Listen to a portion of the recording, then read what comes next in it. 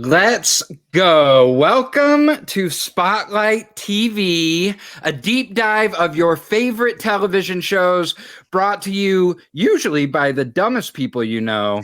But today we've got a special guest. I am your host, Body, your patient zero, your host with the most cordyceps up his nose. I ratted out a good man in Kansas City for an eighth of weed, but it's for my glaucoma. Your host who's better as a guest, Jeremiah Parker Hobbs, and joining me as they do every week on this Last of Us journey.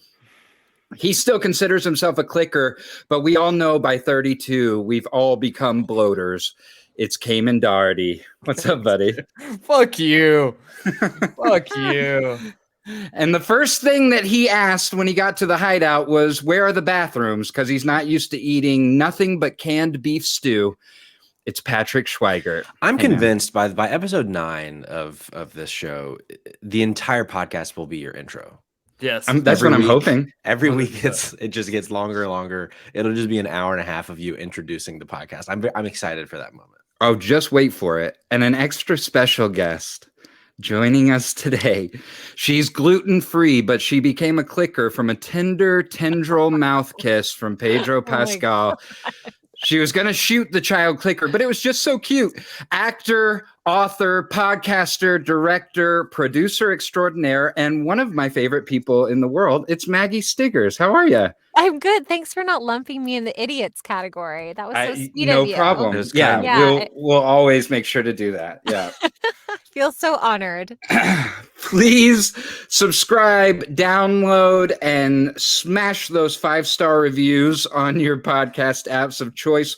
We are up on Spotify, Apple Music, and Audible. We also want to hear from you. Send us a DM on Instagram and Twitter at Spotlight TV Pod.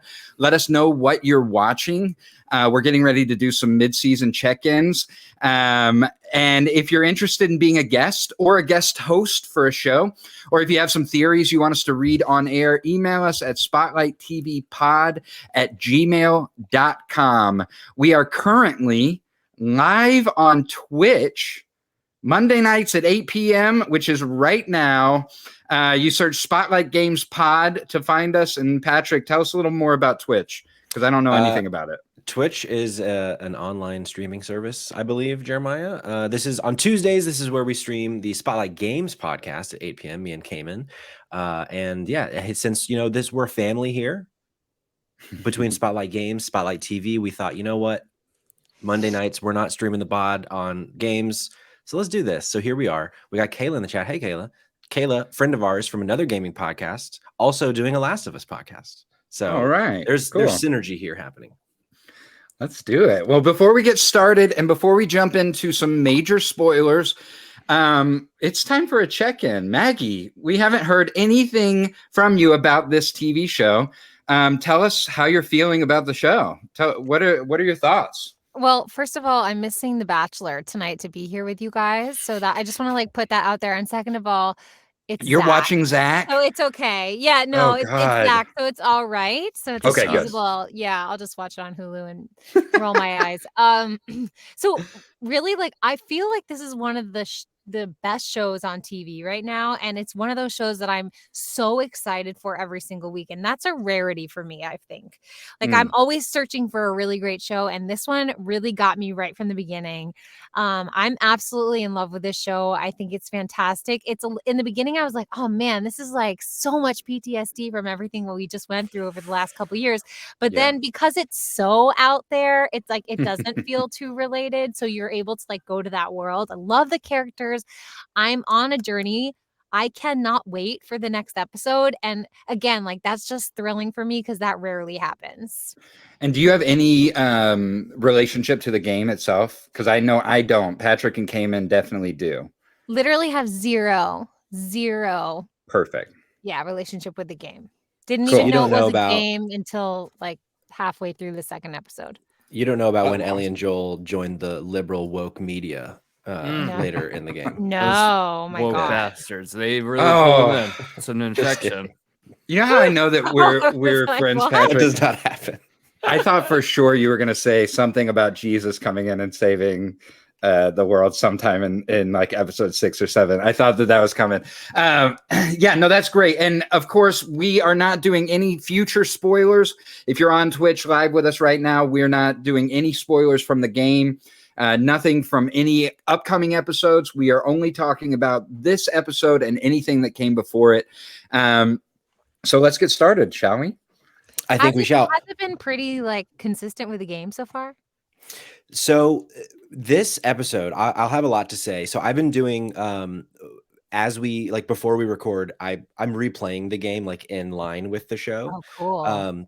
So I can like that kind of direct like, so there's stuff that is like the game and there's stuff that is very much not like the game, which we'll get to.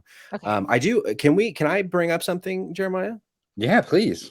Kayla in the chat wants to ask, what do you guys predict will happen in the next episode since you haven't played it? We're going to get to that at the end of the episode, but the second question I wanted to ask now, have you either of you, and I don't know if you play games much, but is this like on your radar at all, either of you, to potentially play this after the show is done? I mean, what is it on? PlayStation. PlayStation. Yeah, we have a PlayStation, so I could.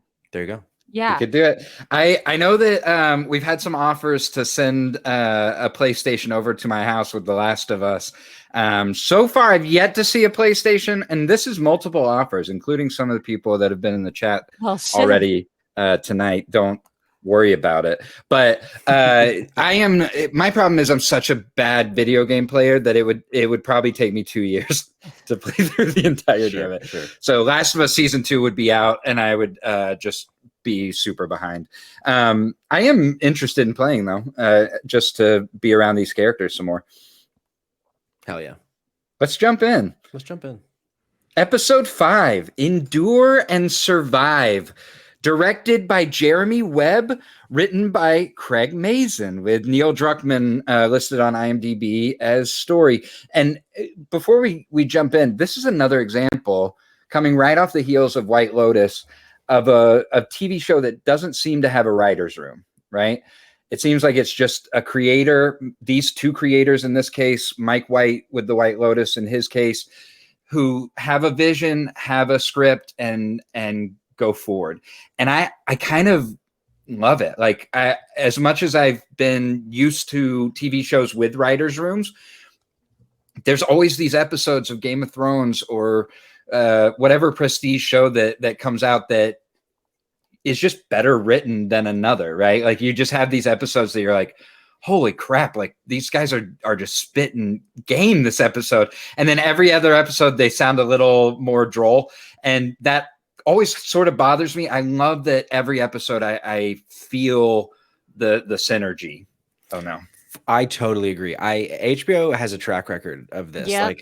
Like the first season of True Detective. I forget the guy's name off the top of my head, but like he worked on that show for like 8 years. And then you can tell season 2 comes along and it's not good. And it's because he spit it out like within a year. And same thing, Station 11, the writer like worked on that for a long time before. Like, I feel like there is something really cool and powerful in TV when someone has a vision and spends years working on it, and then a whole team gets together to make that vision a reality. So I feel like, and there goes Jeremiah, I feel like I'm super interested to see what it looks like for the next season. I assume it's still going to be Craig and Neil kind of leading the charge, but I think it's a really noticeable, and I'm glad that he noticed it, because I've definitely noticed there be like a really clear through line in the voice of the show, I think, because of that. Yeah, and also the casting is remarkable. Yeah, I love the casting. They made such smart choices, and it's very inclusive casting as well. Yeah, you know, we've got all different ethnicities. We've got a deaf person this past episode. I mean, including and just like, I mean, not for nothing, but Joel is so hot. Dude, like he's so attractive. Like, I don't want anything to happen to him. I'm like, he's like the savior of all saviors. I trust him with my life. Yeah. You know, and then we've got Ellie, who I just want to hit with a shoe. She's so loud. I just want her to shut up. She's so loud. She's too plucky. She's too loud. And it's like, she's a beautiful actress, or I think they may go by the pronoun they.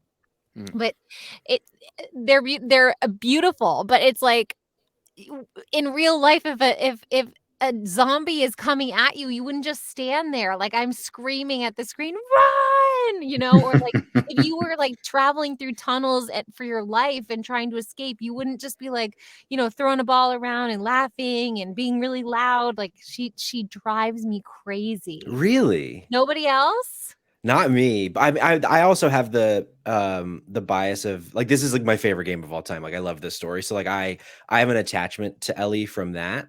But I don't know. I think something like, especially like the second part you said about like in the tunnels and like them playing, I feel like a lot of that can be attributed to her age and having grown up within a QZ. Like, I think there's something like a hardness that someone like Sam has, because Sam has grown up in a much more dangerous environment than Ellie has, because Ellie grew up in this orphanage raised by military people. So like, she's never, like, when in that first episode, when they get out of the QZ, immediately stands up and like, oh my God. And there's like a light about to shine on her. Like, she doesn't have the awareness. And I think it's something that we'll probably see grow over the course, but that's so interesting. I think you're the first person that I've heard say like, Ellie's not working for them, and I'm fascinated by that. Well, it's not necessarily that she's not working for me. I think it's really smart writing, and like that does make sense. She's young, of course she's young. She's not really thinking right, but as an audience member, as a viewer, I'm like, oh my God, if you don't shut up, you're gonna die. Like, yeah. She's supposed to be the one giving you hives. Yeah. Like she's just like, oh my God, she gives me like heart palpitations. I'm just like, oh my God, this bitch is gonna kill everyone. Or she's That's my save theory. Everyone. Oh, come on. Right. We open on scenes of chaos. The people have taken over, which on one side looks like a celebration, and on another, of course, looks a lot like a riot, with the free people killing Fedra agents in ways that I think are going to haunt them later that night. It's a lot of people acting in fits of rage. Kathleen gets some info about Henry and Sam from some collaborators, and then she does with rats exactly what I do with rats, which is I hire a handsome bearded gentleman to kill them. Sure. That's my New York story. I really like Jeffrey Pierce as Perry. Yeah. Mm-hmm. He's speaking of daddy.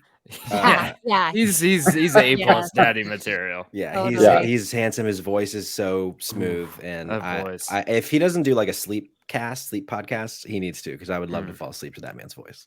I also know we're not talking about last episode, but like I also love that they cast those two like bear looking men, to be in love. It wasn't like anybody that was really effeminate or anything like that. It was like, yes, give us that bear love. Yeah. Give us Ron Swanson. I really, really loved. I love when a show shows us another perspective of the same timeline.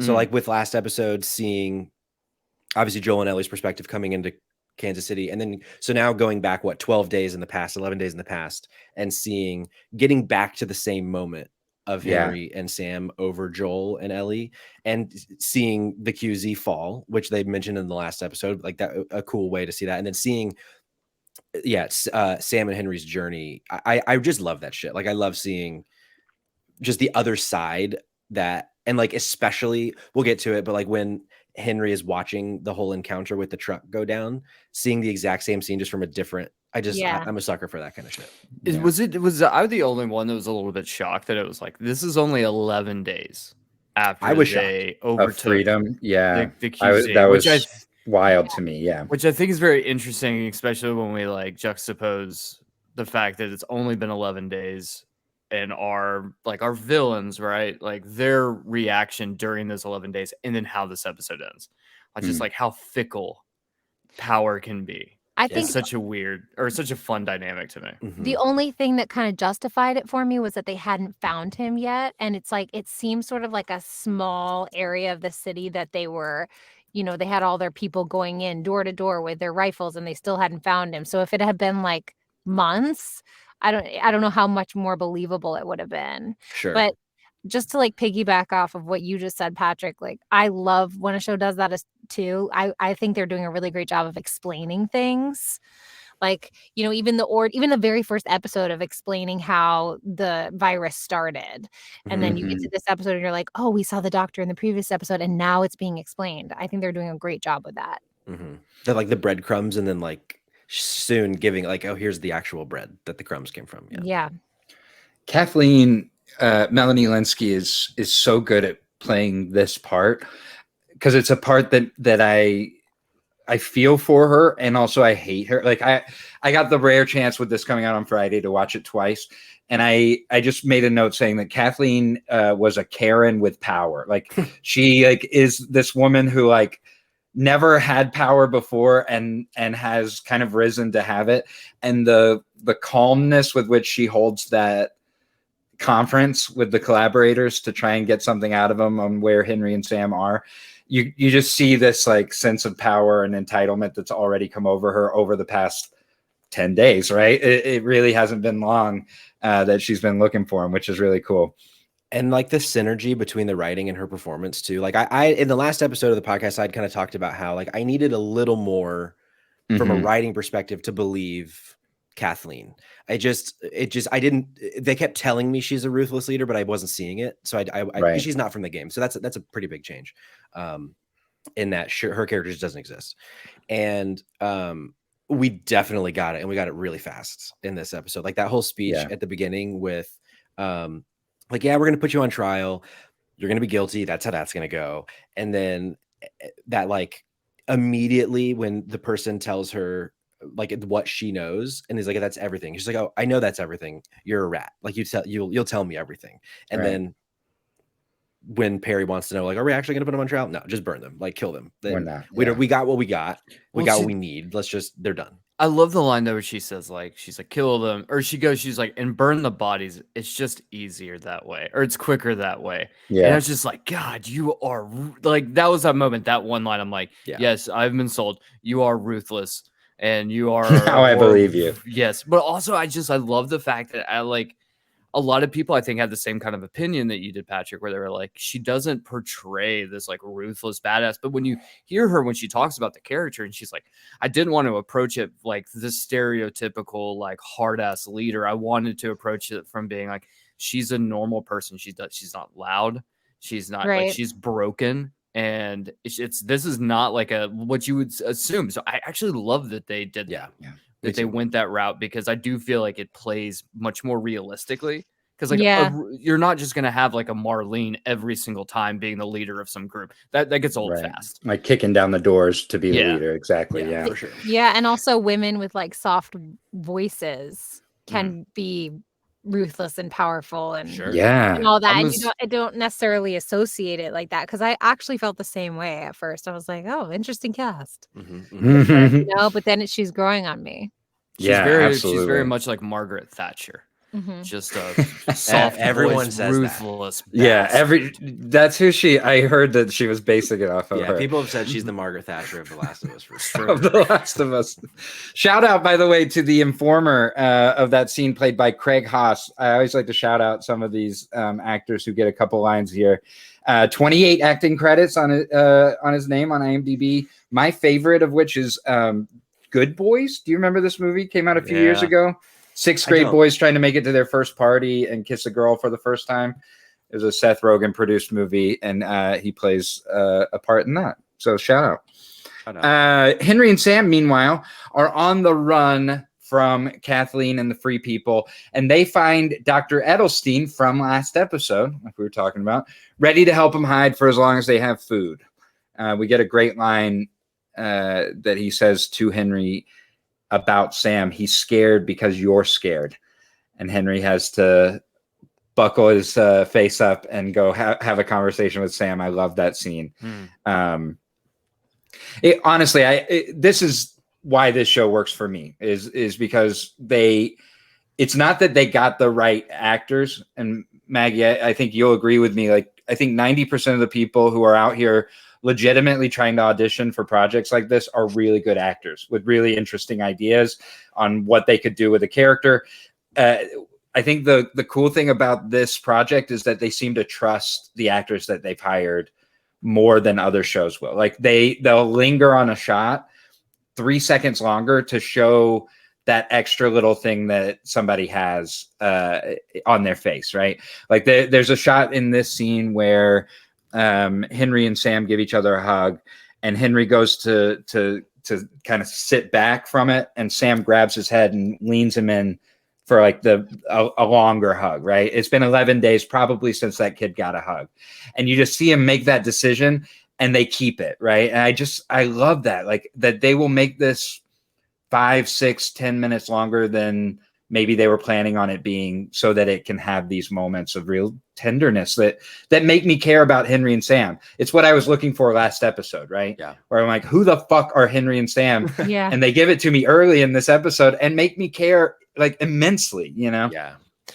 So a fun change, fun's not the right word. I was really interested in the change to make Sam, played by Kevon Woodward, deaf, because that's not how it is in the game. Yeah. And there are a lot of changes about their characters, but they still, like, at the heart of who the characters are, hold true to that. One that I think works so much better in the show than in the game is Henry, like, supporting Sam in his like hope of being a kid. In the game, it's a really interesting choice where Henry doesn't let Sam, like, there's a scene you come across like a toy store, and Sam wants to grab like a little like transformer essentially, and Henry doesn't let him take it because it's like we only take what we need. And you see, like, over the course of like 4 hours with these two characters, how Henry is trying, his kind of thought process is, if I treat Sam like an adult, he's not a kid, and he will grow up faster. And I really love that in the show, that because he's a little younger in the show too.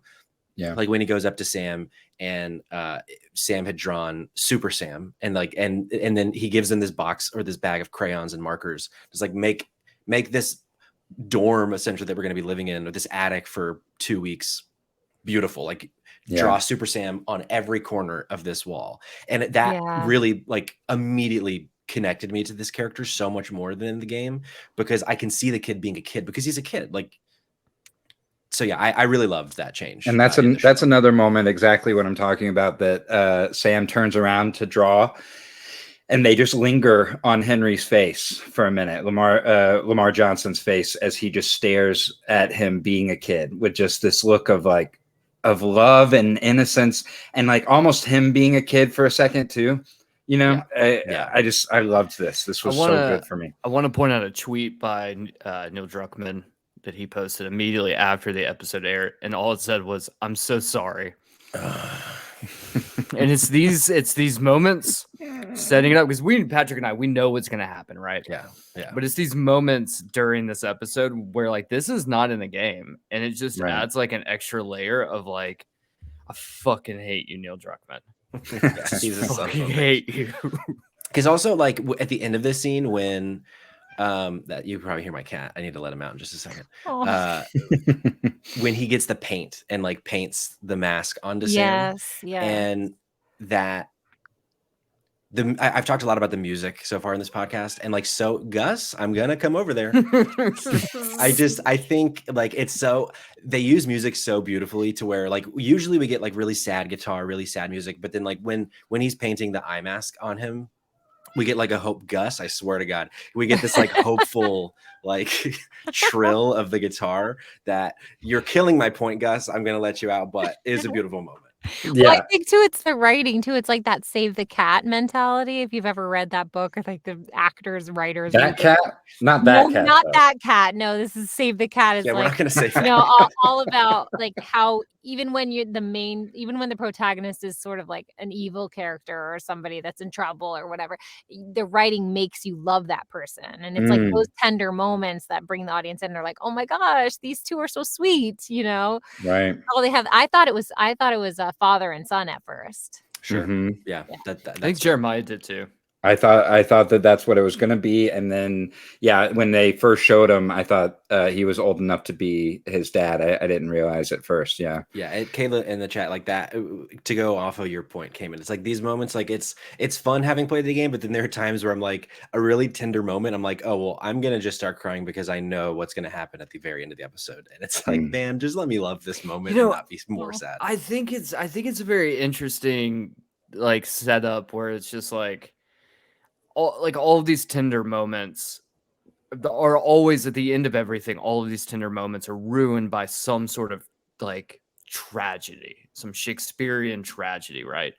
Yeah. And I think that it really, that like these episodes, these moments, and like especially the tragedies that follow them, really set up. It's more world building than I think actual narrative, right? Because like these characters, their moments last so short in this TV show. The only characters that we really follow throughout the whole thing are going to be Joel and Ellie. Yeah.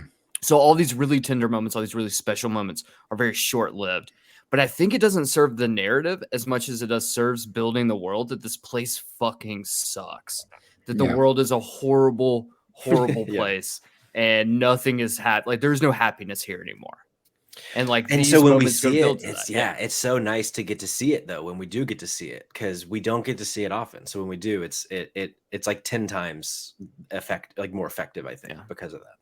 And we've already shouted him out, but Kevon Woodward, the young deaf actor who played Sam, was just awesome, like in this episode. And another shout out, CJ Jones, the ASL director and dialogue coach for the episode, who made everything look so natural in this world. And I love after the episode where they show how much everybody in the room, including all of the directors, assistant directors, everybody on set wanted to learn some ASL so that they could all communicate with this kid, which is really cool. Yeah. Patrick, I know you said you heard something on the official podcast about him. Yeah, I was listening to the HBO podcast about the show, and they were saying that when they were when they made the change, one of the ideas behind the change was to have the character have to rely on Henry even more to survive, because like I couldn't imagine in the world, like the context of this world, being deaf, like so like it has to be so scary, even more so to live. But when they were looking for an actor that kind of fit this new criteria, they basically were like, there is nobody. Like, when they sent it to the casting director, and they're like, obviously it's a pipeline issue. It's not there are plenty of young deaf actors. We just don't know where they are. So essentially they ended up going onto Twitter, put out a call, and they got 5 submissions, and one of them was Kevon Woodward, which is pretty fucking amazing. Pretty cool. I was wondering of that caliber. Did the guy playing Henry, was he an ASL? Like, was he fluent? He learned for he said that first day on set he didn't know a lick of ASL, and he just picked it up super quickly. Yeah. See, I was like, gosh, cool. What a hard casting job this was to find someone this good who's also this proficient in ASL. I know. He made it look so simple with him, which is really nice. Yeah. Let's see. Henry paints a superhero mask on Sam. They get ready to run when they hear the shootout that we saw last episode between Joel and the actors trying to rob him. Henry watches what Joel can do, and he decides that the best chance that they have of getting out is to follow them. So they follow Joel and Ellie, walk around the glass on the floor, and they have them at gunpoint, back where we ended episode 4. There's some great teenager mistrust of the way Joel is agreeing with all the demands. He's like, that's a really fucking weird tone you got, which I love. And then they have an uneasy meal where Ellie just seems excited to have another kid in the room, which is really sweet. The quickness. Go ahead. Toot my own horn, but I'm pretty sure that on last episode I predicted this entire opening. Toot it. Toot. I also like to go back to the previous point about like how scary it must be to live in this specific world, deaf. Like when they walk on the glass and Henry like pauses and Sam turns to him like, is it noisy? And I don't know why I did that, as if I knew what the signing was. Sure. It's this. No, it's not. That's offensive. Okay. And it's just like, but no, like that. It's a really cool, like, again, like to your point earlier, Kamen, it's a really quick world building. Like this is how they survive. If they're in trouble, Sam immediately has to turn to Henry and say, like, what is the problem? Because I can't hear what the problem is. And like, it just, that I thought that was really same thing in the shootout when he says what's going on out there. Yeah. The quickness also with which Ellie reverts back into being a kid when someone younger comes around was honestly like this episode for me was really heartbreaking. Like I just saw her turning into a child over and over again every time she would just have a moment to sit with with Sam. Suddenly she's snorting, she's laughing, she wants to play these games, and a real testament to Bella Ramsey, who I think has given us a performance that's gone from like really hardened teenager all the way down to like little kid energy, which is really hard to do, I think. Yeah, 100%. And yeah, I feel like it's another like just smart, quick way to get the audience on board through Joel's perspective of seeing an Ellie he has not seen before immediately, because there is someone her age with him or with her. And yeah, I liked how much in this scene we saw Joel's reactions to the information that Henry was giving him while looking at Ellie. I thought was a cool yeah, well, and also he's very like he doesn't trust easily, but the only reason that he decided to go on this was because I think for the first time he saw, you know, that camaraderie between the two of them and how kind of sweet it was, and it probably reminded him of his own daughter.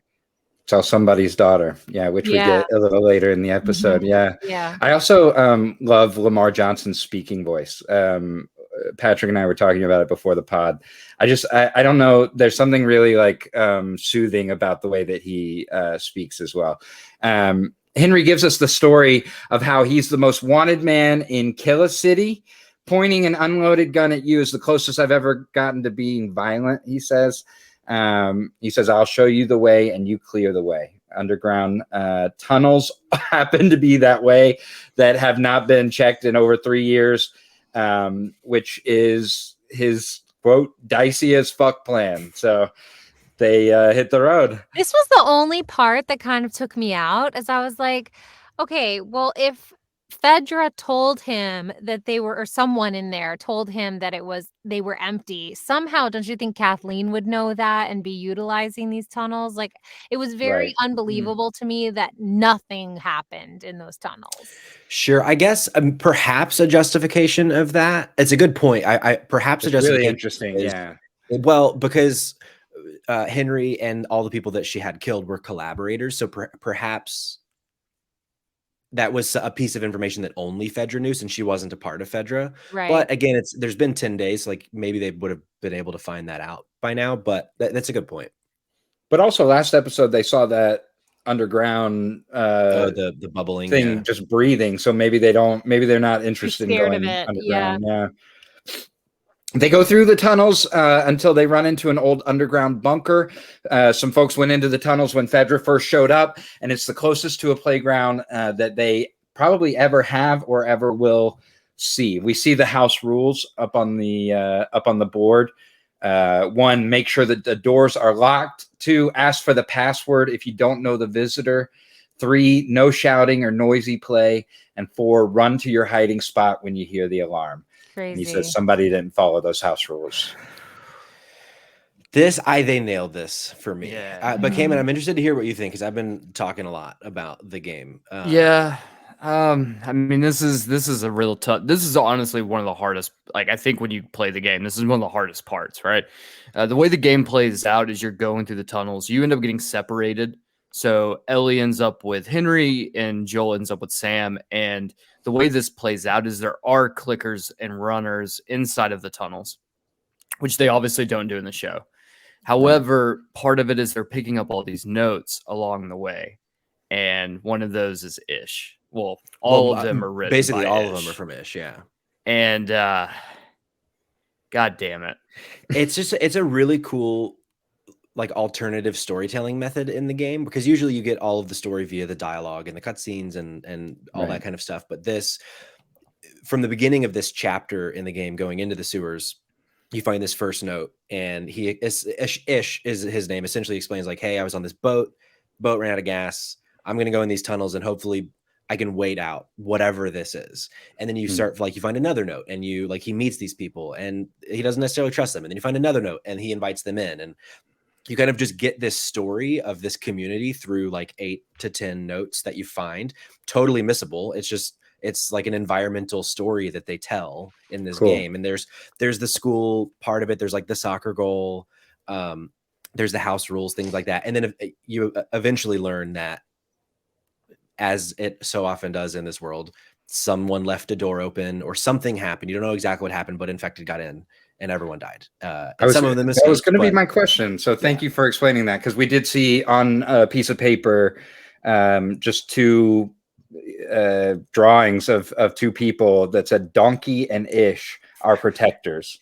I think it said Danny and Ish. Yeah. Did it? Okay. It looks so much like Donkey. Probably because a kid wrote it. Yeah. I think the thing is it's really important to say that you do find Ish in the game. And you find him with about 4 other children, and it's just skeletons. It's actually not Ish. It's another adult. I think it's Danny that you find. Okay. Because you find a note when they go out into the houses after the tunnel that we'll get to. There's a little bit more there than just the sniper section.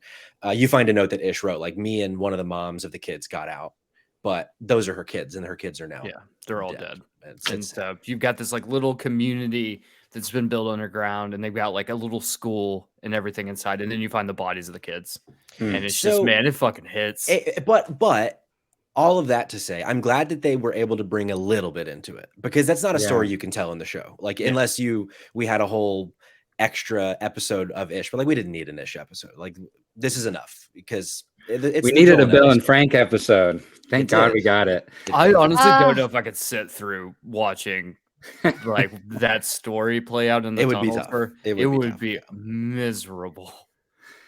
Henry gives Joel the rest of the story of why he's the most wanted man in Kansas City. He tells the story of a good man people were ready to follow, and he was the one who told Fedra where that man was at to get some medicine for Sam's leukemia. This is such a good scene, because right at Henry's age, I think that there's a phase that a lot of teenagers go through where they start to recognize that maybe they're not like the hero of the story that they're in for everybody. Maybe like they have the ability to be someone else's villain. And I love that he puts that into words in this in a very real way, that he was doing a good guy thing for his brother, but he did a bad guy thing for someone else's brother. And he knows that. Yeah, he has guilt about it. Yeah. A ton of guilt about it. Yeah. Which I liked that choice. I liked that he's not just like, oh, I did it for my brother, fuck Kathleen. Like he obviously hates himself a little bit for what he did, because it sounds like Michael, I think was his name, was someone that he really revered. Everybody seemed to, everyone they seem to admire, yeah. This is when we get that great quote from the original trailer. You might not be her father, but you were someone's. Just that recognition of a lightness in his heart, I guess, as he watches Ellie play, which is really sweet. And I was wondering when that was going to come up. I know, right halfway through is a really interesting time to have somebody notice that. Yeah. We get Kathleen's empathetic moment about her and her brother's safety box. This was a little just not as deeply thought out for me. I was like, okay, you're in a room that he said was a box, and that's the best thing he ever did for you. Yeah, I mean, I get why they did it. They're trying to like give us the reasoning behind why she is the way that she is, but I just like, I don't know. Yeah, the only thing that I liked about this from a storytelling perspective was we got a little bit of like the first crumb of, I think it was Perry that said, we all really liked your brother, but he didn't get shit done. Right. And you get shit done. So like there's kind of like that thought process of like, this is why. Okay. So you don't seem done. Yeah. Right. Like you don't seem like someone that people would follow, but now through like Perry and things, we're learning that your brother, I guess, was a dope dude, but he, I guess, wasn't very effective at being a leader of a resistance group. Right.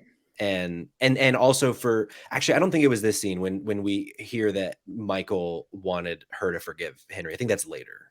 No, so this is actually, this comes right now. Yeah. She chooses not to forgive despite Michael saying that she should.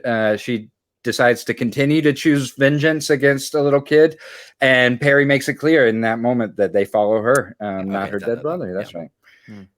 The crew, our crew, make it out to the other side of the city, to the residential side, and feeling confident. Way too loud. Way too loud. That's exactly right. Just talking out into the public. they start to get shot at from a bird's eye view at the end of the neighborhood. An old man with a bad shot who seems like at first he's just protecting what's his. That's what I thought when I first saw him shooting. Is I was like, this man has gotten a little bit far enough outside to have his own space, and he is shooting at anybody who comes near him from Kansas City. That was not correct. Yeah, go ahead, Kamen. I do want to make a point. I know we keep like hammering home the whole like too loud part, which I totally agree with. Well, Maggie is hammering it. Everybody else is. But I think it's important here. It's because like if we were to go back like last episode, or even so like at the gas station, right? Like Joel is very much like shut the fuck up, like always be vigilant, always be quiet, always be all these things. But it's like once Henry and Sam show up and Ellie can start acting like a kid, he softens to his own rules, like that he would be telling her like you need to be quiet, you need to be these things, and he's like, oh fuck it, we're all together, like let her be a kid, let her have fun, let her be obnoxious, let her do these things. And then it bites him in the fucking ass, which is something I think Patrick made a comment about. Maybe it was the last episode, the episode before last, where it was like, Joel keeps making mistakes because of her. Like he opens himself up and immediately makes a mistake because of it. And like, he's like hardened himself so that like he can survive, but he just ends up letting her like dictate his own emotions. And then they get fucked. Yeah, because like there's the line when Henry's giving the plan with the pencil that is somehow still in perfect shape 20 years after the world ended. And he's like, these like houses out, once we get out of the tunnels into these houses, it's all empty because the way that the infected are gone, they've been pushed underground and no one lives out there. So Joel is taking Henry at his word that now that they're out of the tunnels, it's safe, but he knows better. Like just because Henry says this doesn't mean it should be true. In fact, it probably isn't true, but he has that moment of like, I'm comfortable and what you said must be true. And then it immediately, fucks him up. Ugh. Is anyone else just like always like, God, grab that? Why aren't they grabbing that? Oh my gosh, go through that. I would take everything in that. Constantly. Well, and my dad does this too. He watched A Quiet Place and he was like, so you have an underground bunker that once you shut the door, nobody can hear you and you can talk? Just live down there. Why are you ever having dinner up on the fucking top floor? They left so much stuff at that cabin, like in that bunker. They left so many guns. You're so many guns. Try to put more guns in your truck or in your pants or something. Yeah. I totally agree with that. Like that truck should have looked like my mom's van when 5 kids and both parents were going to Pensacola for a week on the way to Florida. Yeah.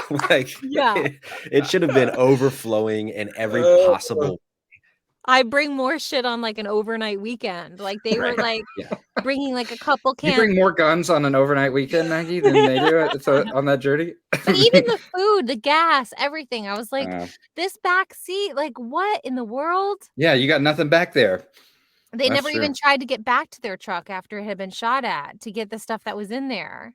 I don't know. Sure. That's just like where my mind goes. No, I get that. That's fair. Joel gives do you trust me? A question I ask my students constantly because no one under the age of 18 trusts that anyone over the age of 18 knows anything at all. Okay, hold on. But that's also how it is now that I'm 32. I realize absolutely no one knows what the fuck they're doing at any given point. So that's true. That's a great point. Now, the one time that I do know what I'm doing is when I'm teaching a student guitar and they look at me and go, I don't think that's a C chord. And I have to look at them in the eyes and go, do you trust me? No, because I'm 34 years old and I've been playing this vomit on your shirt and you reek of tequila. Why would I trust you? Yeah, he makes a good point. Well, that would have been 23-year-old teacher me. That's true. It's worth mentioning so this section of the game is essentially beat for beat, except like obviously there's no Kathleen, there's no Perry, but they make even though it is essentially beat for beat, it is so much better in the show. The way that they do. Tell me why. So let's kind of get through it a little bit. But I did at least want to lead with like this whole sniper section and what comes next. Like is like the end of the suburbs chapter with Henry and Sam, which is cool. I love it. Yeah, Joel sneaks around the back of the house, takes the old man out, even though he doesn't want to. He asks him not to. Shout out Ron J. Anderson, whose literal only credit on IMDb is the sniper in this episode. Oh, shit. I thought I recognized him. That man has been in nothing. It turns out, yeah. Do you think he lived in that house that they shot this at? He's like, I'm not leaving. He starts shooting at him. They just have it on film. It turns out that he is the last line of defense for Kathleen and her army, who are pulling in right now. Joel gets the shot on the first truck's driver, saving Ellie for the moment. And an explosion gets Henry, Sam, and Ellie hidden away together. I also loved this moment between Joel and this man who I guess walked in off the street for the show. Of like, I mean, this guy is probably like 70. Someone's grandfather. Okay, hear me out. I have an Mr. anecdote. Anderson. I have an anecdote actually.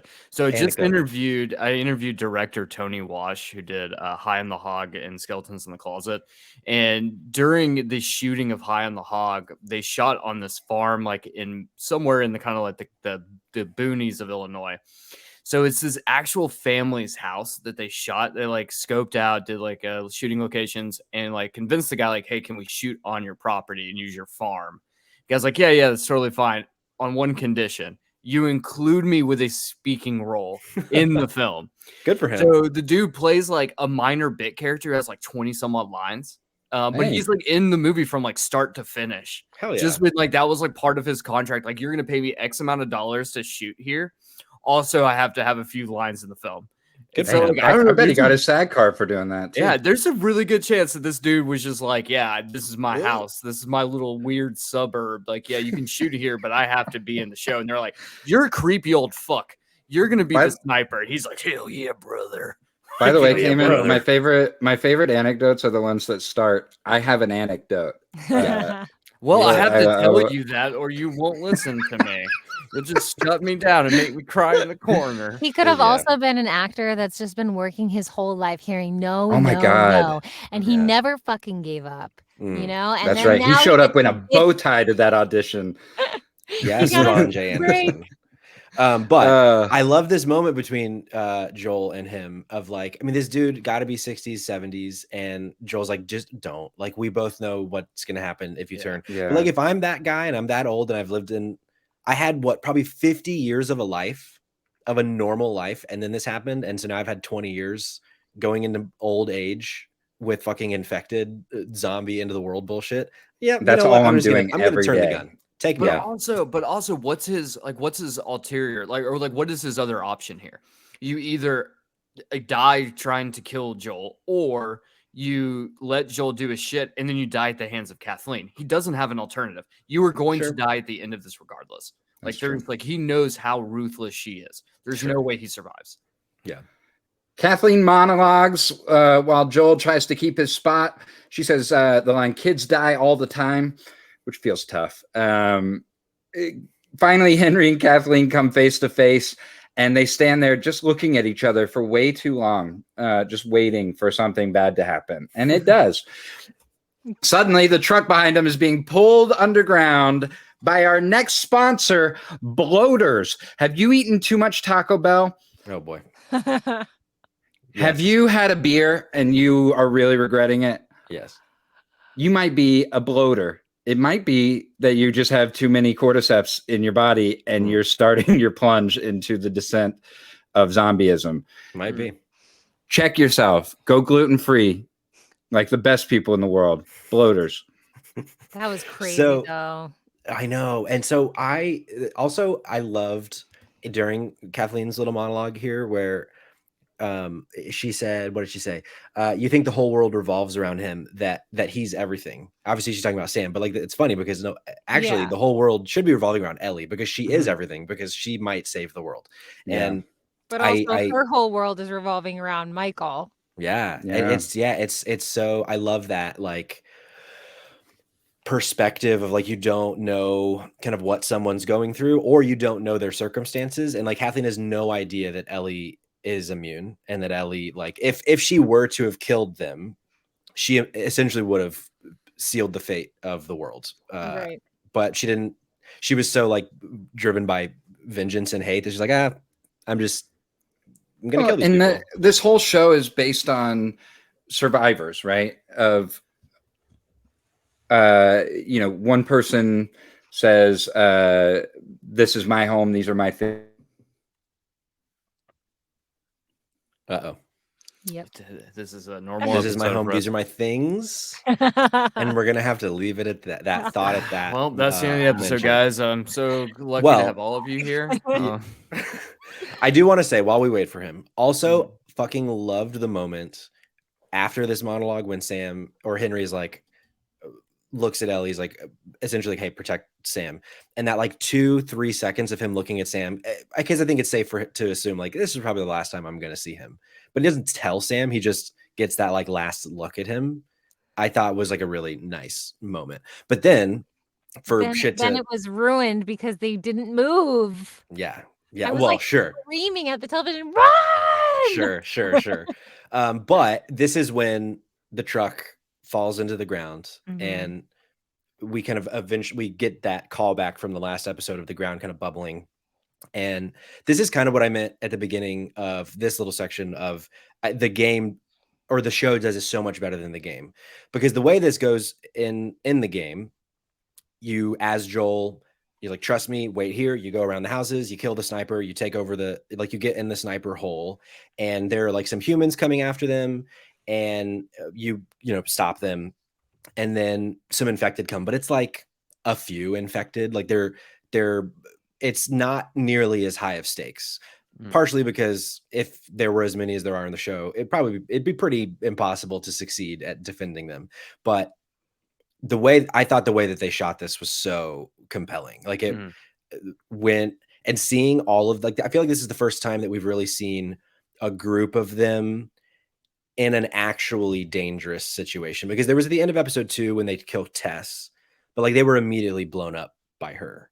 So like there was the opportunity for things to go bad, and seeing this group of infected, but then it was like immediately squashed. So to see this happen, and there are just way too many of them because of what the Fedra did, sending all of them underground. And I was like, Kansas City's fucked now. Like it's over now, because like at the end of the scene, when they do get away and you see the bloater and all of them like overtaking the rest of the cars, there's just this like continuous stream of them coming out of the hole in the ground. I'm like, it is spooky how these seem to be zombies on fucking cocaine. Like they just shove their heads into mountains and mountains of cocaine before they started running. And so as someone who has never seen the game before, I've never heard the term bloater, but when I saw that thing, my husband and I were not expecting that at all.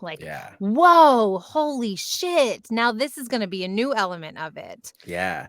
And I liked how they quickly, with Perry, showed you're not stopping this thing. Like once it gets to that size, you're fucked. Like there's no, they've already kind of let us know how hard it is to survive clickers. Now there's one that's like 3 sizes bigger than them, and he like a whole round goes into him, doesn't even move, and then he rips Perry's head off, like what happens if a bloater gets a hold of you in the game, which is a fun little touch. Okay, so here's another thing I think that's very interesting is they have a name for it already. This isn't some like a new thing that they're all experiencing for the first time, which leads to believe that like they've seen a bloater before, or at least like they know whatever it is exists. Because like we get the first kind of teaser for that in the last episode where they're like, oh shit, like you can see this bubbling up right now, like this is not good. And Kathleen decides to ignore it because she's so focused on getting Henry and Sam. Yeah. So, but like, I'm kind of curious. Like, I would love to know. Like, I would love a little backstory of like, what was it? What was the first bloater? You have a name for it. Like, what was that? Sure. Like? How did you guys take it down? Like, are we? And then the other question comes was like, are we gonna see another one? Because you see multiple of them in the game, but it's like, are you gonna see these again? Because like that thing, like there was no bullets was gonna stop that thing. Like that guy looked like Tyson Fury. Heavyweight champion, just Gypsy King, just fucking swinging those big old mushroom hands of his. But I did pose the question of like, how does it get like that? You know. So that was actually I thought I understood how bloaters came to be from playing the game, but when I was listening to the podcast, they actually explain it, and it's not what I thought in the game. So essentially, like the way a clicker becomes a clicker is the infection grows so much within their body, breaks through their head, essentially, like they can't see anymore, and we know that. But so what Neil was saying was when they started making the game, they kind of put down like what is the life cycle of an infected. They aren't immortal. They can, like, they eventually would run its course like a fungus would, like a mushroom would. They can just naturally die. So essentially what a bloater is they've become a clicker, and instead of, like, you remember the I think it was the first episode when Tess and Joel come across an infected, like, against a wall, and it's like the fungus is like vine. dead. Yeah. So essentially that was a clicker that died and like didn't become a bloater. And so essentially their thought process or their thesis is you would only become a bloater if you are such a like strong individual and like such a big individual that the fungus isn't it isn't able to kill you at a young age or like at a small size. So it grows so much that now you're like a walking tank. And oh, wow. So what I don't, so it is heavyweight champions of the world. Yeah. What I am still curious about is like, what can a bloater eventually then die, or is becoming a bloater like becoming immortal? That I don't know, but that I really liked that that they kind of explain that, and I wonder if we're going to get that explained in the show. Maybe not, but it kind of makes them feel a lot more dangerous, knowing that there are very few of them, because most clickers just eventually die if they aren't killed. I don't know. That's good. That's a good question. I like hold on. What were you gonna say, Maggie? I feel like I'm not the best guest because I keep sidetracking, but I don't know if anybody saw this like article in the Daily Mail that came out today that was like a zombie fungus that already exists and is just 3 steps away from being able to infect humans like it does in The Last of Us. And I'm just thinking about that bloater, and I'm like, oh my god, we're 3 steps away. I clicked on that article, and it was like the only 3 things that have to happen are that the entire world has to burn. We have to have something that changes neurologically in our body that takes millions of years. I was like, okay, I fell for that shit. I didn't even look into it. I was just like, oh my god, I can't. We're done. Yep. Yeah. Joel is literally, thanks for talking while my fucking internet that I pay so much money for I got you, baby. Continues to screw me. Joel is literally Ellie's guardian angel as she runs from the clickers. But a kid clicker gets in the truck with her. Shout out Sky Cowton. Just spooky, giving us some cool spooky moves. That was cool. And Ellie sees Henry and Sam in trouble, gives the look to Joel, and they are off on the hero mission. They get she gets Henry and Sam out from under the truck, and they are almost out, but they get trapped by Kathleen for 1 second before that kid clicker comes back and goes to town on her face. Love the poetic justice. Yes, that's right. Of it being a child clicker. I was like, see ya, bitch. See ya, bitch. Which is fun too, because Kamen, correct me if I'm wrong. In the game there are no children clickers, right? No. Wait, that's fucking spooky. Yeah, there's no child clickers, especially for the clicker to be a Olympic champion, apparently, because the way gymnast, good lord. I do love it because it's maybe total of 5 minute separation from like the line when she says, like, she's so angry and she's like, kids die in this world. Like, do you think that just because he's a child he deserves to live over someone else? And then that's how she gets boom. She gets attacked by a kid, and the kid fucking mauls her to death. Yeah. But I do also love the swipes. It's the swipe on her, because that's what they do in the game too, and they get you down. Like, this was like, honestly, like, because one of the things they said before this show came out was like, this is not as gory or as violent as the game, because a lot of that violence that you see happening is when your character Joel dies. So twice in this episode, you've gotten a shot for shot on how you die to both how you die to a runner and how you die to a bloater. Which is cool. Which is like, I don't know. I kind of dug it. No, I like that a lot. Here's one thing though with this scene. I needed more. I needed just a little more dialogue. I didn't like that Kathleen stops them and immediately dies. I would have liked just a couple more lines. You know, I'm not a good writer. I don't know what they should have been, but it felt like. Did anybody agree? Like, did anybody want a little more here, or am I? No, I do think it was a bit anticlimactic that we had this big build up and then she dies fairly easily in that moment. Like maybe if she like fought, like she turns around, she shoots one, another one runs up, she shoots another, and then she gets a third, and the third kills her. Like a little bit of something to like add a little bit to show more. how badass she is. But I will say, well, she wasn't though. That's right. That's what Perry was for. I just wanted more dialogue between her and Henry. I think that could have been a moment for her to just, I mean, even have a crying moment, or like because you've seen her act in some way tenderly towards some people, like her doctor, and you've even seen it when Henry comes out from behind the car, that she recognizes that he's a kid again, has that kind of moment of like, oh, I have to do this or whatever. Having that would have, I think you're right. That would have been great. Kansas City was free for about 11 days total. That's what we end with. Also, the next scene, I love when a show makes fun of its own title. We have Endure and Survive. That's a pretty shit title. Joel opens up for a second to Henry and invites the boys to go to Wyoming with them. And Henry says he'll tell Sam in the morning. They put the kids to bed, which as usual doesn't actually get those kids in bed. They're right back to doing what they were doing before. And we get a bunch of questions about what we're scared of, right? That ends with, if you turn into a monster, is it still you inside? What a fucking gorgeous sequence. There was so much in this scene, because at first I was like, when Henry and what's the other one's name? Sam, when they got pulled under the car, I was like, there's no way they didn't get bit. They were under there for so long, you know, so that was like a little bit unbelievable. So then when we did see that he was bit, I was like, okay, damn, like I was right, you know, one of them got bit. But then it was like you had so much hope, because you were like, oh, maybe she's gonna save them. Like that was the point. As someone who has not seen the game, I was like, okay, this is the big turning point for the show, where we see that she can actually save them, and they're about to go on this big journey all together. And then to wake up and see him, you know, with the back towards camera, you're like, oh shit. Yeah. And I loved how, so this scene is pretty similar to the game, except Sam doesn't reveal that he's infected to Ellie. She finds out the next morning. So she doesn't put the blood on him. But I love this. There are a couple changes I really like in this scene. That being her being a kid, and I didn't really vibe with this at first, but I was talking to Rose, and she was kind of saying that, like, I think what it is, and I think she's right. She's a kid and she knows that she's immune.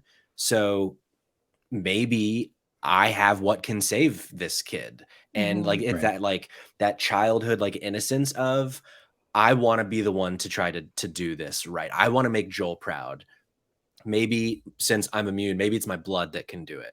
So she cuts herself, which, like, why do it on your hands? Like, just do it on the top, like the top of your arm. You don't need to hurt your hand. But and her, like, yeah, I promise I'm gonna stay up with you. I really loved that that moment between the two of them. And another thing that I interpreted as a change, maybe I'm interested to see if you guys agree with me on this, but by Sam asking, like, is it still you inside? And then Ellie wakes up and calls for him, and he doesn't hear her.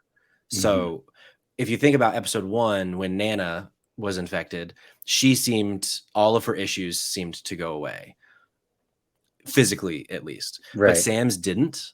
And so for me, it kind of felt like, and maybe it's just like he wasn't fully turned yet, but it kind of felt like maybe Sam was still there a little bit. There was still a little bit of death Sam. Because it doesn't, if it's any other runners that we've seen so far, they respond to sound. Obviously, clickers respond to sound too. And for Sam to still not respond to sound, I was like, man, that is a really fucking powerful moment to be like, it is still Sam in there. And then all of a sudden, if that is true, that it is still them in there completely changes like the relationship with infected in the show for me. That like these are actual, like potentially it is still them inside of all of these people, which like that's fucked. And this way of curing him, this like Jesus miracle kind of way of like my blood to your blood just clasping together is gonna save it, as opposed to this thing was like scientifically studied for 20 years and nobody's done anything like, and there's gonna have to be so many more steps to this than what we have right here. Also, if you think about it too long, I'm sitting there going, I'm doing what you do, Maggie, and going, God damn it, you're fucking with fate right now. Like you are opening a wound and placing it against an open fucking infected wound just to see if you can get infected at but this point. She like, would. What are you doing? I know. She totally would. Yeah. I would say that it was really nice of Zombie Sam not to just go to town on Ellie while she slept right next to her. That was nice. How nice of him. That really was kind. He's just like, I'm just gonna sit over here and think for a little while you take a nap. In the game, the thing is you never lose, like regardless of what happens at any point, you're always on screen with Joel. Like he's always the focal point of the camera. And so the way that the game plays out is that Joel wakes up hearing Ellie screaming. He runs in and she's being attacked by Sam. Right. And so the way that they kind of flip this a little bit, because obviously you just can't, I mean, I guess you could do it if you wanted to, it'd be kind of boring, but like the way that they flip that and then have like, you know, Joel comes in off screen and like runs in and like pulls his gun and you're like, oh shit. Like it's the, like, you know, it's just, it was horrifying. The whole situation is just, it amplifies it. And especially when you start to throw in all of the tender moments and all of the, that stuff. And you're just like fucking like, have a rug pulled out from underneath you. And to have that moment the night before between Henry and Joel, Joel being like, I'm going to Wyoming. We're going to walk. You're welcome. And that Henry is so excited that now, because if Joel doesn't offer that, he has a protector. And if Joel doesn't offer that, then he has to figure out what the fuck to do. Like, where do I go? And so now that there's a plan and him to be like, yes, we'll tell Sam in the morning, new day, new beginning, he says. I'm like, I know. A new start. Yeah. And as soon as he killed him, I was like, he's turning it on himself. Yeah. Yep. Yeah. This is that moment where both times I watched, I sat in terror and cried. Henry gets to the gun first, shoots at Joel's feet just to keep him where he is. I loved that shot where he's trying to go help Ellie and he's like, don't even move. I have to figure this out. And then he kills Sam in a heartbeat. And this is Henry's guest in me moment. He turns to him, asks, what did I just do? What did I just do? And then can't even think about his life without Sam. And it's heartbreaking.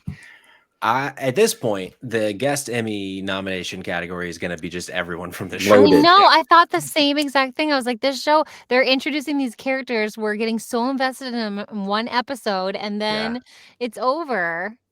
It sucks. I think the thing is, I always tell people who've never played the game and they're like watching this in real time. And they're like, oh my gosh, this, that, and the other. I'm like, here's the thing. You can't get connected. Like you can't get attached to any. You can't get attached to anyone in this show. You have to though. Like you're just gonna be very sad all the time. Like, it's really funny.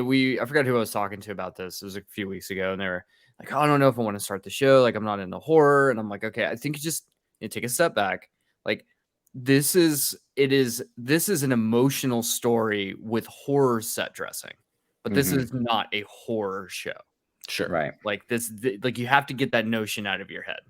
Like this is not a horror show. That's just the horror is the set dressing for all of the human interactions and human moments. And the set dressing is incredible, by the way. So good. You look at it and you're like, God, how long did it take them to set dress this scene? Yeah. Right.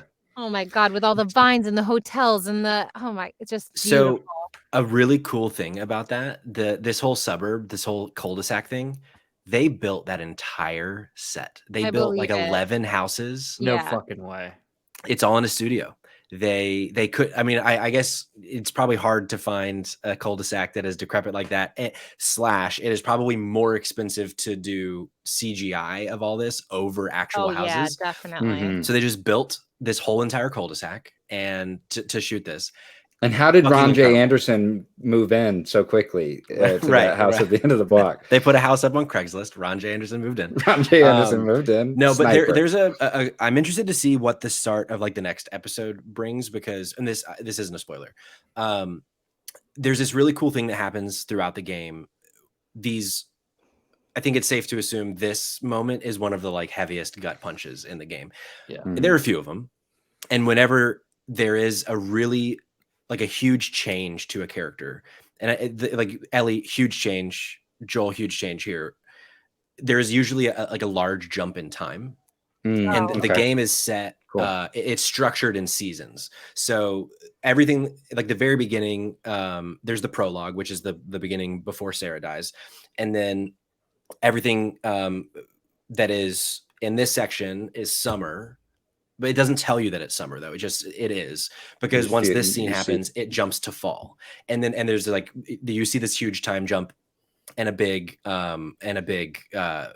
change in terms of where they are as well on their journey. So I'm interested to see like if they're structuring it similarly, or if that is just a structural kind of storytelling device within the video game. But it's an interesting way, or something that I do like, though, is that we get the immediate aftermath of this, because in the game, Henry kills himself, it's fall, and you don't see anything for weeks until like it immediately picks back up. And so this final scene is so crushing to have Ellie, and this is again a shout out to Bella Ramsey for showing that childlike innocence in the earlier in the episode, and then right here setting that pad down that just says, I'm sorry, and asking which way's west. And she is off. And it like, you just see her like, I don't want to talk about it. We're not going to discuss this. This is buried already. Let's go, and really also a very not Joel thing to do, to take the time to bury these yeah. Which I think is like another interesting, like we're seeing him grow and we're seeing him become more attached, and it no longer makes sense for the character of Joel to have built a connection with someone and just leave them anymore as just bodies in this hotel. But Joel at the end of episode 1 would have just been like, no, I just leave him there. So I mean, honestly, he sort of had less emotions when his girlfriend died. Like he just absolutely didn't talk about it. Really hasn't talked about it since. Yeah. Didn't see like any tears or anything. Right. And as our listeners know, Patrick really felt that moment, because that is his girlfriend, Anna Torv. I met her. We are done with our episode 5 recap. We are going to stick around for a few more minutes. Maggie, you're welcome to join us if you'd like. I know you have family here. You're also welcome to head out. We're going to do a mid-season check-in. A couple of questions I have for you boys, and we'll get out of here. Maggie? Yeah, well, my husband needs the booth. Wow, like, that's fancy. You guys are like pros. But if there's any specific questions that like had to do with someone not watching the game, I can hit those first. Or all right, I'll give you one question before we go, and then I want to get any of your plugs that we have as well before we let you go. For someone without game knowledge, this is usually just my I have to be the one to answer this. What is your big theory moving forward? Give me one thing that we can go back to this episode and see if you were right or wrong about. Gosh, you know what? Like, I really don't know what's about to happen. And I don't know that I have that many predictions. I would say normally I do, but that's what I love about this show is I don't know what's going to happen. I really love that I haven't played the game, to be honest. Yeah. But it's like, oh gosh, what the hell is going to happen? Like, I'm like, because I was saying to Michael, I was like, even like, even if they get to where they're supposed to be going, how are they going to find the brother? Like, they're not going to disconnect at this point. I feel like they're so connected that we want them to stay together. And Ellie, it's like, what is she just going to be like a lab rat the rest of her life? And he's just going to hand them over to her. So I'm like over here being like, what is going to happen? Yeah, that's exciting. I just don't. I can't wait to come back to this podcast on our episode 9 and just clip that just that section to be like, she was right about it all. He showed up, he left her in Wyoming. She's a lab rat. Tommy. And this is a prequel to Stranger Things. But thank you so much for having me. It was a pleasure. Of course. Yeah. Maggie, plug anything you have coming up. Anything you got going on? Just, just got a couple of things going on. I've got a short that's playing at the Austin Comedy Film Festival in March. And I've got a screenplay that's playing at the Women's Atlanta Comedy Film Festival coming up in March. And, at Maggie Stiggers is my Instagram. Do the thing. What's the name of your book? Oh, Dear Future Producer. It's available on Amazon and in Kindle. And it's all about producing your own work, how to produce your own podcasts, short films, sketches, music videos, how to do it on a budget and independently. Hell yeah. I need to read that before we continue forward on this podcast. Thank you, Maggie.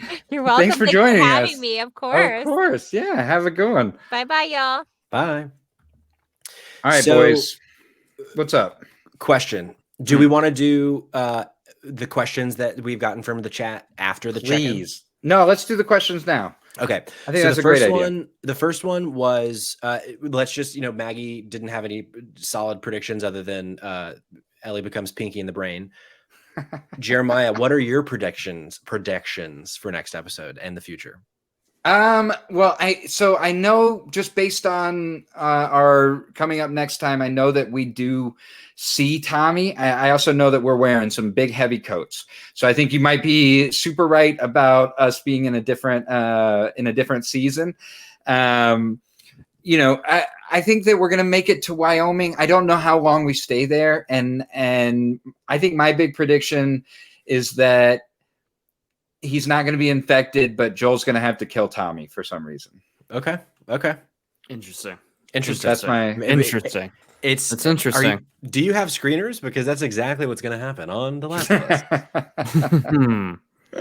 Us. Spoilers. And then the second question from the chat please. Was, and this is for all of us, if you could redirect one episode so far, which one, like what didn't work for you and what would you change? Is how I'm interpreting the question. Okay. That's a really good question. I would probably redirect to episode 2. I think, as crazy as it sounds, I think episode 2 for me, there's a lot that I really enjoyed, but I do think that that episode, we just needed more time with Tess. I still, I said when we did that episode, I don't like the way that episode ends. Sure. Even if it's just reshooting that very final shot. Yeah. I think reshooting that final shot would have elevated it a little bit better. If we had that moment where we could see that disconnect between Ellie, we know that there's the disconnect, but I do think that it would have been just a little bit more. I think it's just a little bit nicer to have a more cohesive, hey, these two people, they are now the only ones together. They are the last of us. And it's just we got a moment of the two of them with a distance between them. The metaphorical distance of space and the way that you can use that in a shot, I think would be better than just that long shot of Ellie watching a poorly done CGI burning building. Sure. I think that it kind of pulled me out of it. So if I had to choose, I probably would have tacked on an extra 5 minutes to get a little bit more of Anna Torv as Tess, and then just fix that last shot. But honestly, I don't really know if I would do anything different for anything else. I think the show's been great so far. Yeah, I agree. There's some really good dialogue that we didn't get between Ellie, Tess, and Joel in episode 2. There's this one line when it's after, I think the scene with the clickers in the museum, when Ellie's like, "Man, you guys are really good at this." And Joel is like, "It's called luck and it's going to run out." And they're just little one-liners like that we just didn't get for episode 2 that I think I don't know. I feel like episode 4 was the weakest one for me so far, but I don't know if that's because of how they adapted the game, but more so I think it just needed to be longer, and we needed. I think we needed the QZ falling last episode. And more of Kathleen last episode. Because if I could have had an entire week to be terrified of Kathleen, I think because and again, maybe I'm in the minority on this, but that just not really getting that vibe, kind of what I've said a couple of times so far. Like if I'd gotten that vibe last week and had a whole week of like, oh man, what is going to happen? Because we know that they're gonna end in the motel and Henry's gonna kill Sam and then himself. Like we know this to be true. That's a thing you can't change. But I would have liked to kind of see a little bit more of that kind of backstory about Kansas City at last episode. And with because also like we got a little bit in episode 2 of the hotel sequence that would have happened in episode 4 if they did, beat for beat of the game. So there could have been some stuff there too that could have been added in to kind of like between Ellie and Joel. But what about you, Jeremiah? I think I agree with episode 4, but for a different reason. I think we talked about last week that I just didn't know who Henry and Sam were, and they were on the hunt for him the entire time. And because I was not confused about who they were, but just thinking about who they were the entire time, I couldn't get a grasp on why they were important, why everybody was mad at them. Honestly, if it was me, I would have taken the first few minutes of them finding that upstairs attic spot with Edelstein and saying, we need to make this place less ugly in the last episode. Just give me that at the very beginning before the credits and have me go, who are these kids who are hiding out? Where even are we? Yeah. And then over the course of the episode, realize, oh, that was Henry and Sam at the beginning. Yeah. That's who we're looking at. We're looking for kids, which is something that I just didn't recognize during the episode. Yeah. For Kathleen's first line, when she's like, is this person? What about this person? What about Henry? And for us to for you to have not known who Henry was, that would have been a cool way to realize, oh, those people from the beginning of the episode. Yeah, I like that. Yeah, for sure. So hold on, I got a question. I want to ask Jeremiah, as someone who hasn't played the game. So obviously for Patrick and I, the ending of this episode is something we knew was coming, and so when we hear the word Henry at the beginning of episode 4, like immediately my gut drops. Right, I'm like, oh fuck, like here we are. I know it's coming, but it's still gonna hurt like a bitch. As someone who hasn't played the game, the way that this ends, was it something you thought was going to happen? Like, did you think that Sam was going to be infected? Did you think Henry was going to kill himself? Like, what did you feel going into that last scene? Because that last scene is like, probably for me, that is like probably the most impactful scene I think of the game outside. Yeah. Well, there's a couple scenes, but like the Sarah scene, there's another scene that'll come up later in the show that I feel like are very impactful. But like this scene in particular always hits home for me and like 100%. Always makes me not want to play the game. So like as someone who hasn't played the game, who doesn't know this is going to happen, like what is that? How did that feel to you?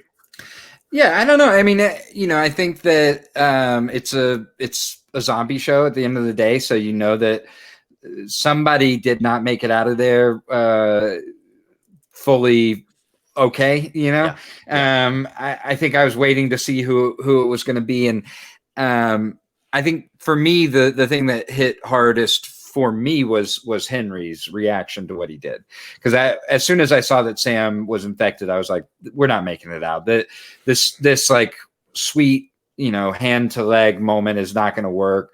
Yeah, we have to get rid of Sam somehow, and it's going to suck, and we're going to see that through the eyes of Henry. But then watching through the eyes of Henry that happened, and then so quickly just I think Terry's right in the chat saying that it was just that primal instinct of like, oh, I can't I've been living with my brother forever, I'm not going to live without him, and making that decision on the fly. That was the part that struck hardest for me, because I just kind of knew that they weren't going to be with Henry and Sam the whole rest of the show. Yeah, and also to add to that moment earlier when he tells Joel the story and how that guilt he lives with, to now know that awful thing he did now didn't need to happen, right? Because ultimately the world still fucked them, and he went through so much pain and stress And which, I mean, he would do it again in a heartbeat. I guarantee it, because it would have been another year or two with Sam, whatever. But yeah, I mean, I remember so vividly 2013 playing this game. Like, I remember experiencing this for the first time like it happened an hour ago. Yeah. Like in the game. Like I remember I was living with Rose. I don't know if my parents knew I was living with Rose. I think they did. And you were 12, right? Were you 12 years old? 12 years old. Wow. Yeah. Rose was 25. It worked. No. But like my roommate or our roommates came in like at the beginning of this scene. Like when they're all jolly and like talking about the future, and in the game, like Henry's talking to Joel about how he's like dreamed of riding a Harley, and that Joel and his brother one time like rented him and drove him up the coast like for his birthday or something, and like they're just having this experience like, oh, they're happy, and I didn't know what was about to happen because I was playing it for the first time, and I'm with Rose and our two other roommates, and we're all just weeping because like they have just met all four of these characters. They have no backstory, and I'm like, Jesus fucking Christ. Can I monologue for just a second here? Yeah, there's something, this is not related to what we just said, but this is something I think we missed that I think is important. It's the scene with Ellie when her blood is medicine, that scene. Yeah. It's this thing where like Ellie this entire time, she has this like notion in her head that's like, I can't get infected. I am a superhero. I will save the world. And so she gets the opportunity to save Sam, and she can't, and he still dies. And in the just that moment where for her as a character, where she has the rug pulled out from underneath her of like, I'm not a superhero. I can't save the world. And like that just soul crushing devastation of realizing that this whole journey is for her to save humanity, and she can't save humanity, and that broke me as a person watching it. And the camera being on her, we don't see Henry pull the trigger. We see Ellie react to it. What an awesome sobbing! Like, oh my god, awesome is not the word, but it was just a really like impactful way to show that of my failure also just resulted in that too. Yeah. And then her coming out, she throws the bag, because when they're out at the grave, she throws the bag at Joel's feet and just walks. Like she throws the bag at his feet, she sits down the thing, and she just walks off. Yeah. Like there's not even a moment there. There's no beat of her sitting there, of her reflecting on this. There's no purpose anymore. Like she's shutting it off. Like she's very much like Joel in that moment. God, man, this show fucking sucks. Also, shout out to the comic. Savage Starlight, that's a collectible in the video game. Yeah, you find them really around for Ellie, because Ellie's a huge fan of the comic book, and I loved that they made it to where Sam had a few of them, she had a few of them, and their collection could combine. And the endure and survive thing is obviously from the game too. And it's like she teaches him about the comic, and like there's this scene around here in the game. I think it's probably around like the hotel section that they kind of skipped, where she says, after a battle, like endure and survive, and Joel's like, what the fuck is that? She's like, oh, it's from this comic. And so I like that they brought that to the show. That's cool. Any other questions from the chat, Patrick? That was it for questions from the chat. I think that kind of concludes the section of questions from the chat. Questions from the chat. Honestly, that kind of concludes our mid-season check-in, because that answered a lot of the questions that we had written here. Any other big compliments, any shout-outs for you guys before we jump into our last question? I think the biggest compliment here is like, who the fuck is gonna win Golden Globes for this show?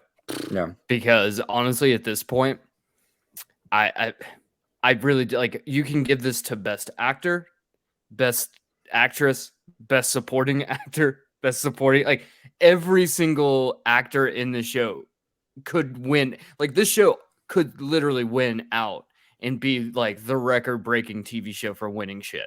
Like I have a feeling that it will outdo Game of Thrones. It is absolutely on track to be a total sweep. Like, I also think that this show is going to change the way that we see television too. Could, very well could. God, it's so fucking good. God, that is my biggest compliment. Yeah, that this show is so every week fucking good every week. Like I've said it before. when they announced this, I was like, if anything can do it, The Last of Us can. And I was even wrong. Like it is not good. It is fucking unbelievable. Yeah. I think the biggest compliment I could give is literally this show fucking sucks. It sucks so hard. It makes me feel things I don't want to feel. Yes. And it just hurts, and I just suffer through it every single Sunday night because it's just like it's worth it. I want the pain. I need the pain, and That's it just so gives funny. it just injects it straight into my veins. Like you're a broken person why have a therapist when you can have The Last of Us? That's right. Yes. Last question, boys, and this is we are more than halfway through our season of The Last of Us. So I want to see from you two any suggestions for our next television show. Anything you're excited about coming down the pike. And it doesn't even have to be something you're excited to pod about, just something you might be excited to listen to a pod about. I mean, eventually the pipeline will run dry, but it makes sense that we just rename the podcast Pedro Pascal TV, and next we do The Mandalorian. I love The Mandalorian. You know, Could do it. Grogu's back, baby. I think I've said before, like I'm not a TV guy, but like I would be glad to hear you guys do like an older TV show as well. Like I would love to hear Jeremiah try to explain Twin Peaks to an audience. I would fucking love to see that. A Twin Peaks rewatch. I've never seen it. I mean, I'd do it. I'd do it. I would love to hear us attempting, especially like season 2, when the whole show goes off fucking rails. And it's like all of us trying to figure out what the fuck is happening at any given point. That'd be fun. That would be fun. I like the idea of like some other like old school HBO, like fucking like Carnival or like. Oh my god, dude, I would fuck with a Carnival one. Like something like that, like a deep cut old school HBO show like Oz. Like something we shouldn't do Oz, but like something like that. It's gonna be difficult. Goodness gracious! Right after The Last of Us, we're jumping into Oz. Yeah, no. Can you imagine a lot of shower scenes that don't end in ways we want them to. You know, we couldn't do that show. I want to hear you guys do an entire season on The Bachelor or Bachelorette. Like that's what I'm looking forward to. Bachelor in Paradise for sure. Not even like I'm not going to be on that show. Actually, you know what? Bring me onto a random episode. Let me just watch one episode of it and then just try to explain what the fuck is happening at any given point. I actually love that idea. That's a great idea. I will say Bachelor. I've always been a Bachelor fan. This is the first season that I have fallen off, and it's probably because we're recording live on Twitch on Monday nights at 8. There you go. This is awesome. Yeah, I know that we are. There's going to be a couple of pods coming down the pike here soon. I know that we are going to be doing a Poker Face catch up coming in the next couple of weeks. I'm also looking to do an Abbott Elementary half season check-in. I love that show is so good. It's so good. Before we jumped on to record, we just watched the Valentine's Day episode, Sid and I. There you go. I love that show. Look at that. Fuck. That's why you guys are my friends. If you like what you are listening to, give us a like, give us a follow on Instagram and Twitter at Spotlight TV Pod. You can also email us at spotlighttvpod@gmail.com. Give us some suggestions, what you're watching, what you want us to be watching. Boys, tell us where they can find you. They can follow me on Twitter at Patrick Schweigert. They can also follow Spotlight Games, which if you're tuning in live, that's where you are right now. Spotlight Games Pod on Twitch, Instagram, TikTok. Maybe we'll post a TikTok again, maybe not. Or Spot Games Pod on Twitter for Spotlight Games. Cool. And you can follow me at Kid Kamen on Twitter, and you can follow our other podcast, the third podcast, Save Trash Cinema, at Save Trash Cinema on all socials. This week, we have a very special Valentine's Day episode covering the 2001 David Boreanaz, Katherine Heigl, Denise Richards, Marley Shelton feature called Valentine. It is a fucking ride, guys. But I say that every episode it's a fucking ride, but that's ST. It is, man. What a flick. Ride. Jeremiah, if you haven't seen it yet, you gotta go watch it. Also, Tubi. Speaking of go ahead. It's on Tubi. I'm just saying. It's on Tubi. Yeah, it's on Tubi. Also, speaking of Valentine's, if you are listening live or tonight, Monday, or tomorrow, Tuesday, before 8 p.m., we're also going to be doing a little Valentine's Day episode of Spotlight Games this week that Kamen doesn't know about yet because I kind of still haven't planned it. But I got 22 hours to plan it. Okay. So hell yeah. Great. If you need a boost, don't forget to press triangle. And we'll see you next week. Endure Bye. and survive.